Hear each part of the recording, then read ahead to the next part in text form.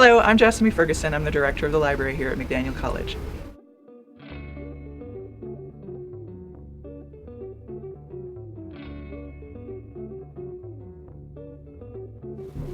Currently under construction are the research lounge and the new library and staff offices on the first floor.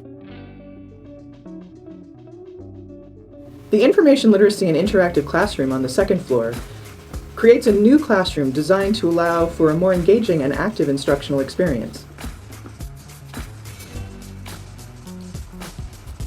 A new high-density compact storage system will be installed on the bottom floor of the library, also known as the LL floor.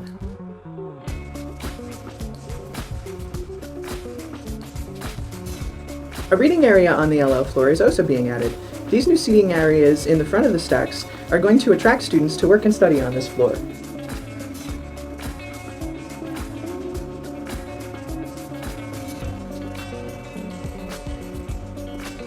You can follow the progress of all the great things happening here at Hoover Library at our Facebook page.